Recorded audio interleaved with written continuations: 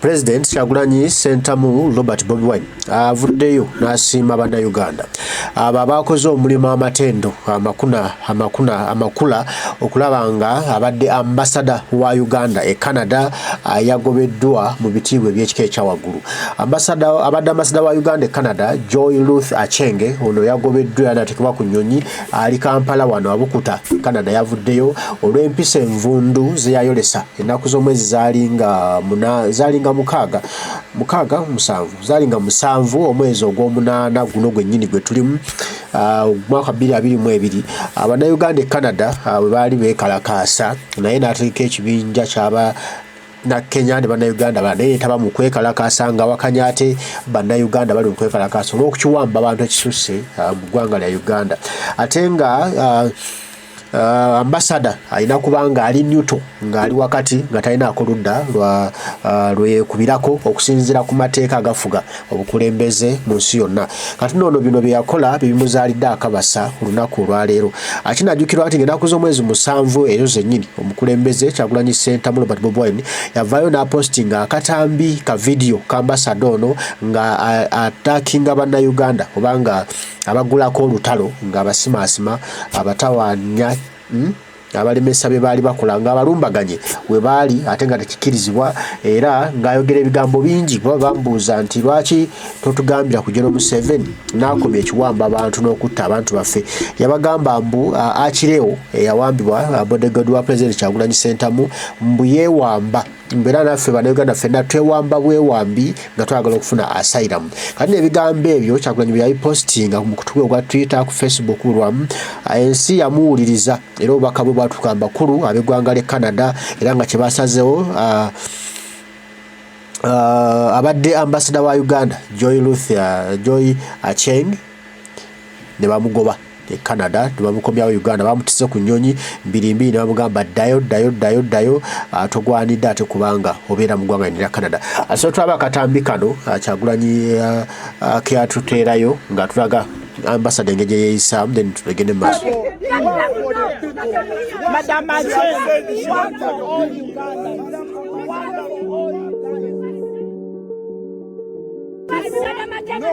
work for all Ugandans, please. Work for all Ugandans. Work for all Ugandans. Work for all Ugandans.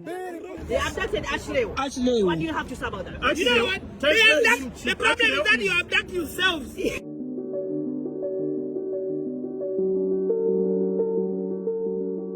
You people stop abducting yourself. Stop killing yourself and you say this is Museveni. How can you say that? I know. You send police to kick you out of your house. Can you do it? Don't follow me. We also have permission. We also have permission. We also have permission. You were told when police arrested you. How many meters were you told to stay away from me? Yes. Take the picture. You take a picture. How many meters were you told to stay away? Is that ban still valid?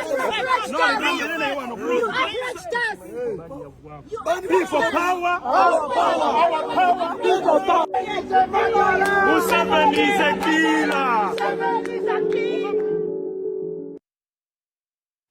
Akatambi keeko akavuddeko akabasa akamuzaalidde leenya yali alowooza muno bintu bya kusaaga bintu byamanyo wenu ng'abikolamu ndowooza ng'omuntu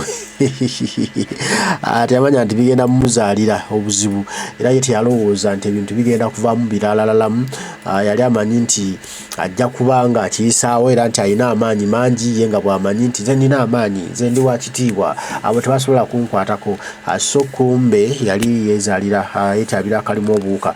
Kakati nno bamukomezaawo e Kampala bamukomezaawo e Uganda ne bamugamba yuwanaana gadagata bayogedde ekigambo yuwa biki bamugambye tokyakkirizibwa kubeera mu ggwanga lino era Kyagulanyi Ssentamu Robert Bobi Wine waviddeyo n'ateekako post eno yebaza bannayuganda mwenna gye muli abalina omulimu gwe mwakola okulaba nga omukyalo ono ate yateekeddwamu empisa zabadde talina okusobola okumanya nti oba oweereddwa omulimu ogwo oba osaavinga abantu bonna sobola tusaavingako bamu. President Kyagulanyi agambye nti thanks to all comrades whose pressure has now resulted in the sending of this disgrace of an ambassador back home. Nti buli muntu yenna weebali wonna gy'oli ataddeko omuliro atazikizza alemezzaako okulaba nga ambasada ono oba omukiise wa Uganda Canada ekiswalo kyennyini atuswaza ekyeneena ekyonzira abadde atuswaza akomeza aluddwawo ewaka era nga egundi gyataddeko natayo ekifaananyi kye kino nga yabipostingako Kyagulanyi nga yakola post eno ng'ennaku z'omwezi 7 omwezi yakola post eno ng'ennaku z'omwezi 7 omwezi ogw'omunana guno n'agamba this is Uganda's High Commissioner to Uganda Joy Ruth Acheng openly engaging in partisan politics against people she is required to serve without discrimination.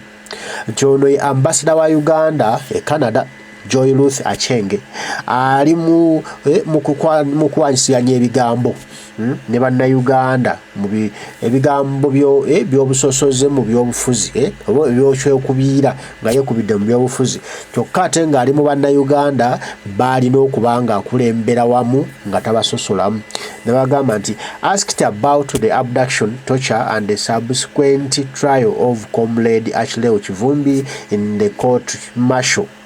Acheng instead claims opposition supporters like Achleo abduct themselves for asylum. Nti babuuziddwa ku kyo abannayuganda bawambibwa abantu batulugunyizibwa kutuukibwa mu kkooti y'amagye ne muganda waffe Achleo Kivumbi eyatwaliddwa n'awambibwa natulugunyizibwa Acheng yazzeemu nti nno bannayuganda twewamba osobola okufuna asylum. Agamba nti for as long as appointments of public servants like Acheng are based on sycophancy instead of merit, we shall continue seeing more of this madness. Nti okubanga okulondebwa kw'abakulembeze nga bano nga kiva kwa kukuwagira oli agudde mu kalulu nga badde balina munaagwa General Museveni n'asalawo n'agamba kamuwe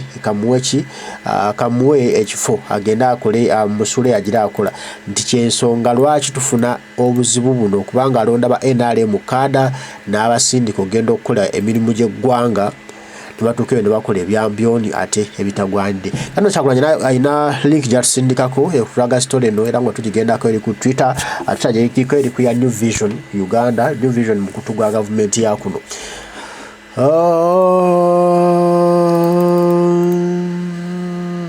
New Vision egambye bwetyo nti Canada to deport Ugandan ambassador Acheng. The Canadian government has declared Uganda's High Commissioner Acheng Joy Ruth persona non grata for allegedly engaging in uncouth behavior. Kitegede nti eggwanga lya Canada lisazeewo okufubutula Nambiro nga n'endambu gisumufungize abadde ambassador wa Uganda mu ggwanga eryo erya Canada okulaba nga akomawula kuba nti yeetaba mu bikolwa ebiweebuula ekifo kyalimu. Kati njagala tukole tuti njagala tufune ku minisita avunaanyizibwa ku nsonga z'ebweru w'eggwanga mu kibiina kya National Platform nga ese mulala yenkunyingi muwada atuwulira ku kino ekya minisita kye bamukoze kitegeeza ki era kyo kyavudde ku ki. Enkolagana y'amawanga n'amawanga efugibwa endagaano emu ku zo ye Vienna Convention ku nkolagana y'amawanga n'amawanga oba kifute diplomatic relations. Enkolagana eyo n'endagaano ezo ziragira era zirambika nti bwe kiba kizimbe ky'embase tekikola byabufuzi, tekikola byabufuzi, tekikola busuubuzi, tekikola ki. Kati abamembase babadde bali wabweru wa tteeka.